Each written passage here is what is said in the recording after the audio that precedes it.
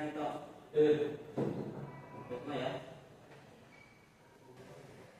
Oke, kita lanjut ke materi kali ini. Kita lanjut ke materi bab 4, yaitu Negara Kesatuan Republik Indonesia. Di sini tentang materi pengertian dan sejarah singkat demokrasi. Minggu kemarin kita ada belajar yang namanya Bhinneka Tunggal Ika. Di pertemuan sebelumnya kita sudah membahas tentang Bhinneka Tunggal Ika. Saya sudah jelaskan. Nah, sebelum kita masuk ke pelajaran kali ini, Bapak di sini akan menanyakan tentang masalah pelajaran kali ini ya.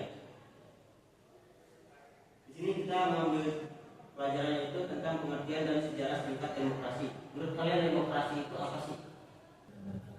Kebebasan berpendapat. Ada lagi? Oke, kita bahas ya.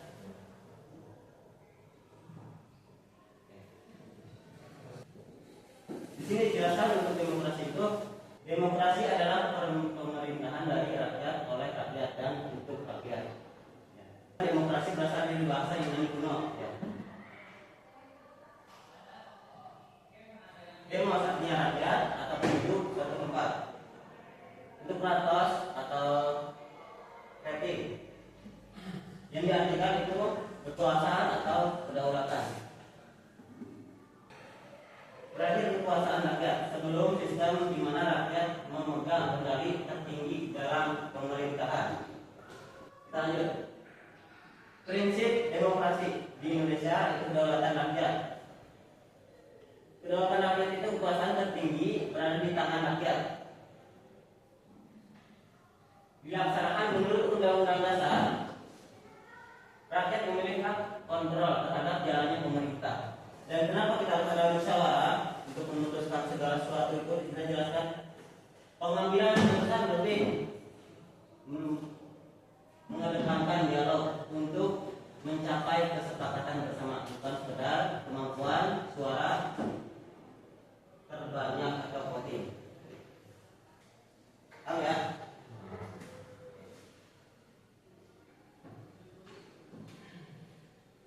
Nah, di sini jelaskan untuk prioritas demokrasi itu dimulai dari tahun berapa aja. Dimulai dari demokrasi parlementer itu dimulainya antara tahun 1945 sampai 1959. Ada lagi demokrasi yang kedua yaitu tahun 1999 sampai 1965. Itu. Nah, selanjutnya yang ketiga itu tahun 1966 sampai 1998 itu demokrasi Pancasila. Era pembuatan Pancasila. Dan terakhir itu dari tahun 1998 sampai sekarang, yaitu era reformasi.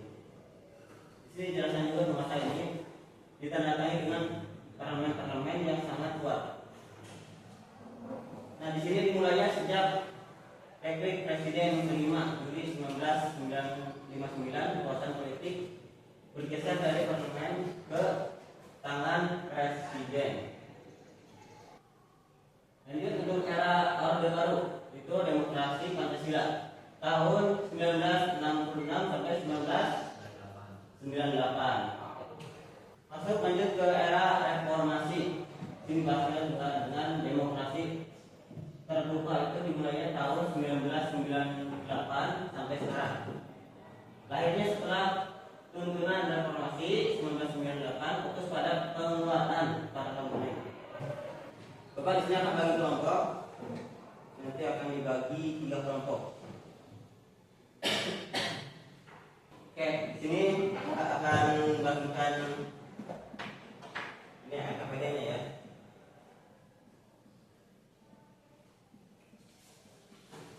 Untuk kelompok 1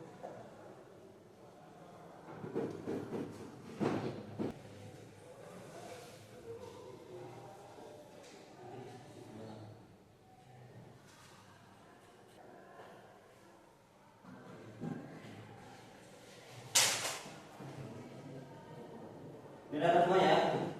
Jangan nanti diskusikan untuk pelajaran kali ini.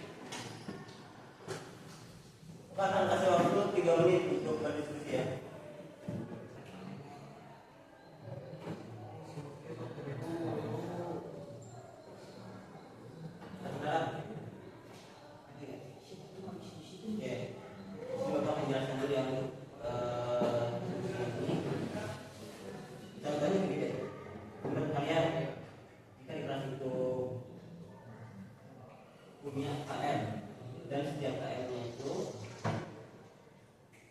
harus diganti. Kalau misalnya yang kayak itu tidak disukai orang dan harus diganti setiap minggu.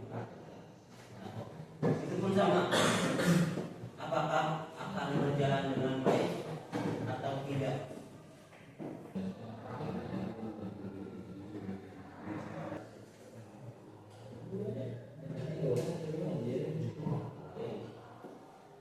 Analisa apa yang terjadi di latar belakang akhirnya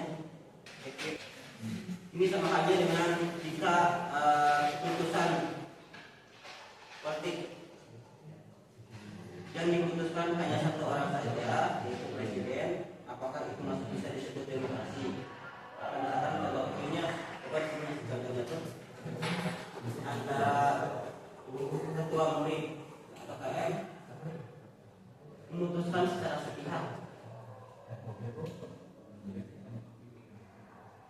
apakah itu termasuk demokrasi atau bukan? Nah, jawabannya sama ya. Ada yang ini bisa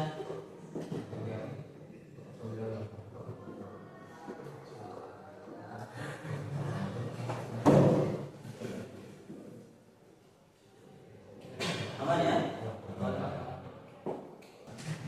Nah, untuk yang ketiga berarti kurang lebih tadi pertanyaan atau itu sama hal dengan yang depan ya, yang misalkan kalian sebagai karyawan, bukan bos.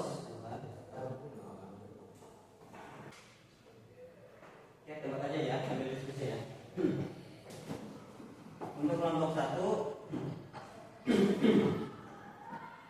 analisis mengapa pada masa ini pemerintahan Indonesia sering kali mengalami pergantian kabinet dan apa dampak bagi stabilitas pembangunan nasional.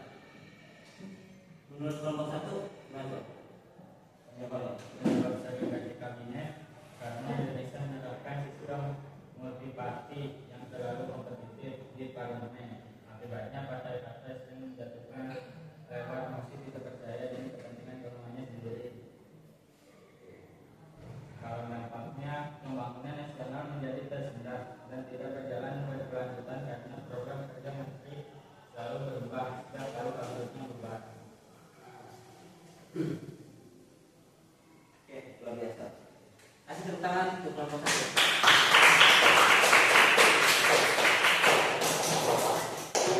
Jadi yang disampaikan dari kelompok 1 tadi, dapat disimpulkan di era tahun 1995 ya, sudah yang tadi Bapak sampaikan itu. Di tahun 1995 sampai 1959 kabinet kita rata-rata hanya bertahap pada beberapa bulan saja. Jadi hanya berkisaran waktu nggak sampai bertahun-tahun. Jadi dapat disimpulkan jika kabinet itu setiap bulannya diganti dan kita sedang berproses atau sedang menyusun program kerja, apakah program kerja itu terlaksanakan atau tidak? Tidak akan. Jadi di tahun 1945 itu rata-rata hanya sekian. Jadi minimnya terlaksana program kerja dari kabinet tersebut. Oke, kita lanjut untuk kelompok kedua. Apa yang menjadi latar belakang lahirnya dekret Presiden 5 Juli 1959 dan bagaimana konsep kekuasaan bergeser dari parlemen ke tangan presiden. Oke, Andre. Belakang dekret presiden adanya beberapa lembaga konstituen dalam menyusun undang-undang dasar yang baik untuk menggantikan UUD 1950 sehingga menimbulkan ketidakstabilan politik dan keamanan nasional. Pergeseran kekuasaan yang hanya tersebar di tingkat partai di parlemen bergeser menjadi terpusat penuh. Nah, Jadi dari kelompok 2 itu, di sini dijelaskan pada tahun 1959 itu masalah demokrasi terpimpin.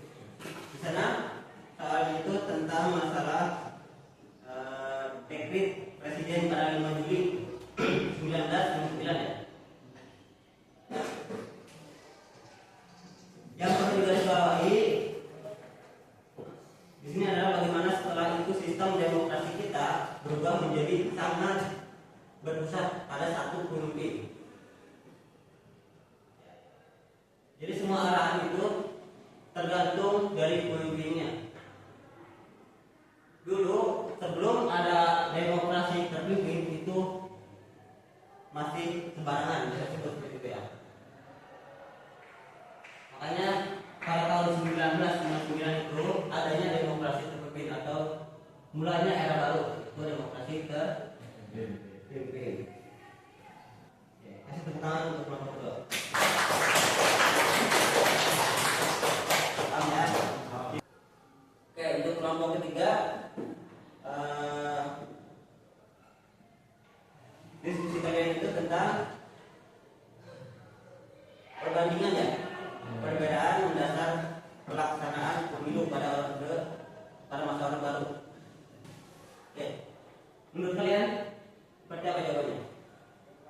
Siapa yang mau jawab? Perbedaannya yaitu masa orde baru pemilu hanya diikuti oleh 3 kontestan, yaitu PPP, Golkar, dan PDI, dengan sistem yang sangat dikontrol ketat oleh pemerintahan untuk menjaga stabilitas politik bagi pembangunan ekonomi. Sedangkan masa reformasi yaitu pemilu jauh lebih terbuka, demokratis, dan multipartai. Rakyat bisa memilih langsung presiden, wakil presiden, serta anggota legislatif. Ada jaminan kebebasan berpendapat serta pembatasan ketat masa jabatan presiden, maksimal 2 periode untuk mencegah otoritarisme. Oke. Sebentar.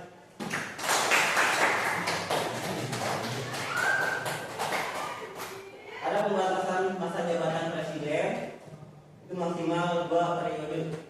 Kenapa? Supaya tidak ada lagi kekuasaan yang abadi. Makanya hanya sebatas 2 periode. Ada tugas kalian sebagai generasi muda digital maksudnya sekarang ya. Apalagi kalian jurusannya itu PKJ ya. Yaitu merawat kebebasan ini dengan bijak. Gunakan jempol kalian di media sosial itu dengan yang baik. Tidak boleh menyebarkan hal-hal yang negatif, khususnya perdebatan nanti yang akan merusak demokrasi. Ada pertanyaan untuk diskusi ini? Cukup? Ya, karena waktunya juga terbatas, nanti di pertemuan yang akan datang boleh kalian belajar tentang masalah tradisi demokrasi di Nusantara. Kita akan lanjut di pembahasan yang akan datang. Kita sedang membahas tentang masalah pengertian sejarah singkat demokrasi, lanjut untuk perkembangan demokrasi dari periode kuno hingga periode sekarang. Masalah ada akan belajar lagi di pertemuan yang akan datang itu tradisi demokrasi di Nusantara. Nanti kalian belajar ya. Jadi ada sedikit sejarah. Oke, karena waktunya juga terbatas, Bapak akhiri pertemuan kali ini dan Bapak cukupkan. Sebelum itu boleh KM menutup kegiatan belajar hari ini. Silakan KM. Untuk menutup kegiatan belajar hari ini, mari kita membacakan hamdalah bersama-sama. Alhamdulillahirabbil alamin. Bapak tutup kegiatan belajar hari ini. Assalamualaikum warahmatullahi wabarakatuh.